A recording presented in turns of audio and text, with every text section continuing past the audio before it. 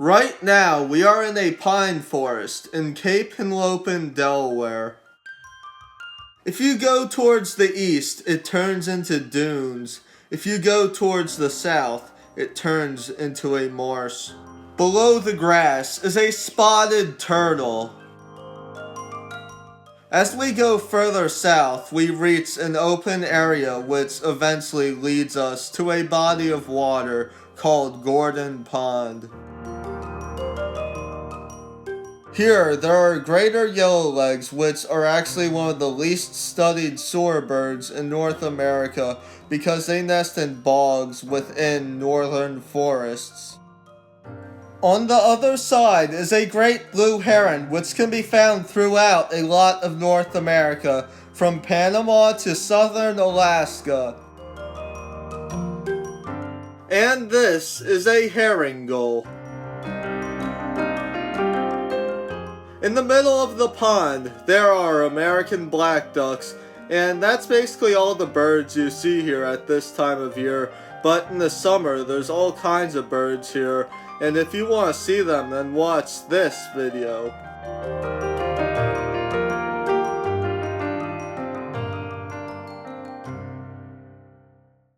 Flying above us is a turkey vulture.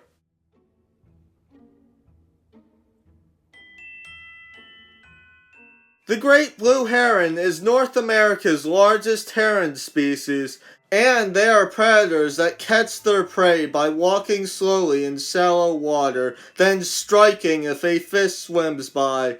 But they don't just eat fish, they eat basically anything that swims and can fit in their mouth. Their eyes allow them to see well during the day and at night. It is low tide and a dead tree is exposed full of Atlantic ribbed mussels. Their cells are closed now, but when the tide comes in, they'll open them slightly and filter the water.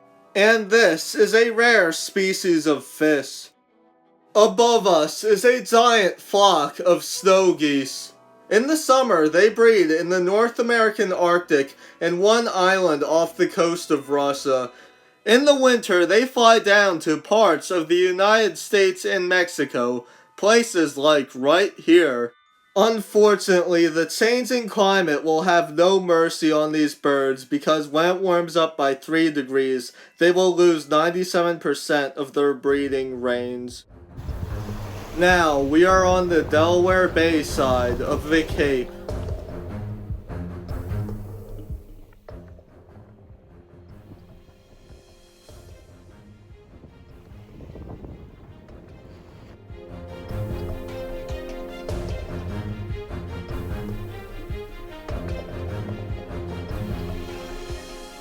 Up here is an immature bald eagle, and it is eating something.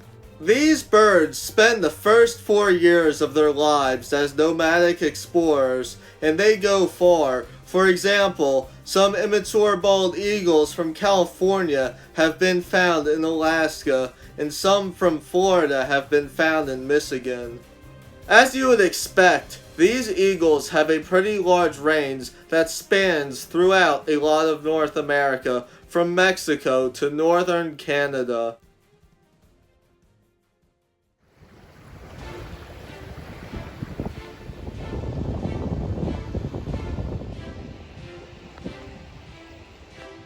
Further up the Cape, there are several different species of seagulls, one of which is the herring gull. These birds can be found from Guatemala all the way up to northern Canada on both the west and east coast of North America. This gull appears to have been eating something he shouldn't have. Anyway, behind the gulls are smaller birds called sanderlings. Anyway, back to herring gulls. They live here throughout the year, and for some reason their breeding range is extending further south along the east coast, likely displacing the more southern laughing gull.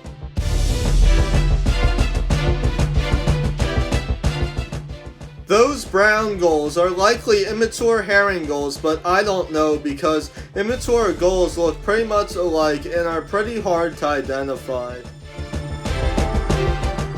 Over here are at least 2 great black-backed gulls, which can be found on the east coast of North America and the coasts of Europe. Also, they are the largest species of seagull in the entire world.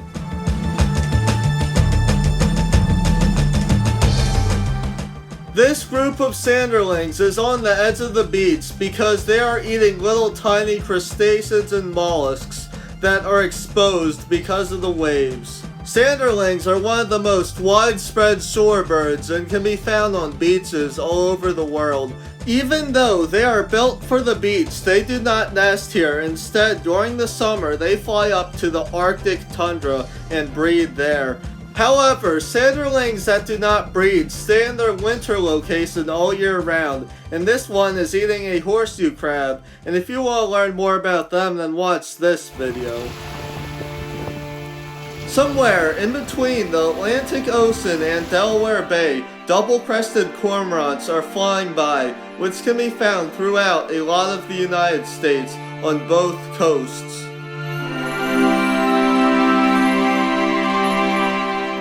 Nearby, there are some more seagulls, and the sanderlings are taking a break from eating. Right now, they are cleaning themselves.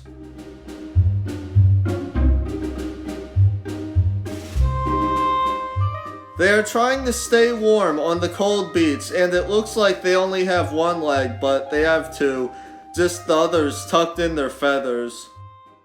In the ocean is a bird designed for the water, the common loon. They only go on land to mate and take care of their eggs, and also, unlike most birds that have hollow bones, they have solid bones which allow them to dive better.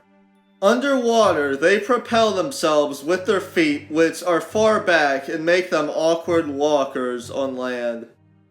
Sanderlings have evolved to not have a hind toe, which allows them to run across the beach more easily. Unfortunately, these little birds aren't doing well because according to some studies, their population in the Americas has dropped by 80% since the 1970s.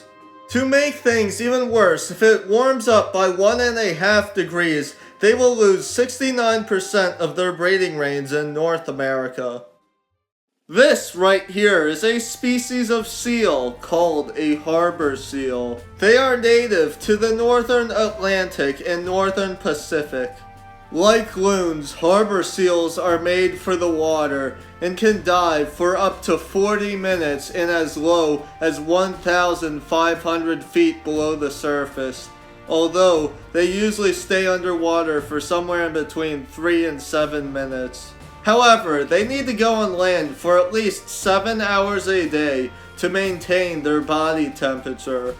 These mammals are a lot bigger than they look because they can get up to 6 feet long and weigh as much as 300 pounds. The seals also like sleeping underwater, but luckily they will not eat you unless you are a fish, mollusk, or crustacean. People do not even want to leave these creatures alone because they get entangled, illegally fed, and coastal development really doesn't help either. The unusual thing about these seals is they can survive in fresh water because they have been known to go up into rivers, and there is a small population of them in a freshwater lake in Alaska. You may notice that this animal has a face that looks like a dog, but that's no coincidence because they are in the same order as dogs, carnivora. The seal has extra big eyes that allow him to see in low light conditions. His whiskers allow him to navigate underwater by sensing pressure waves from objects. Lesser black-backed gulls almost never breed in North America. This one will probably breed in Europe.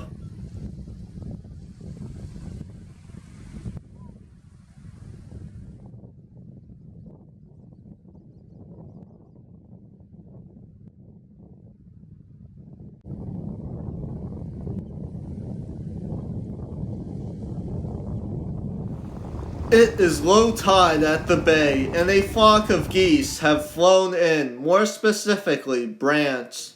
They are in the same genus as the Canada goose, but are very different. First of all, they are a lot smaller. Also, they breed in Arctic tundras and spend the winter in coasts off of temperate areas in North America, Europe, and Asia. It is worth mentioning that Brants breed further north than any other goose species. Female geese often breed with males other than their own during the breeding season. In other words, they cheat on their partner. There are 3 subspecies of Brants in North America. First, on the east coast, there are Atlantic Brants, and we are looking at some right now, obviously. But there's more. On the west coast, there are black Brants, which look like Atlantic Brants, except, well, they're more black. There's also gray Brants that breed in northwestern Canada. And, of course, there are other subspecies that can be found in Eurasia.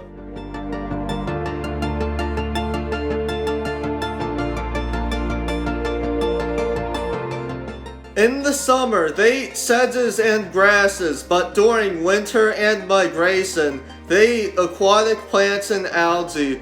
They often eat in shallow water or tidal flats by walking and bending over, like what they are doing right now. Unfortunately, these geese of the North and Sea appear to be declining, and the warming climate may cause them to lose most of their breeding range.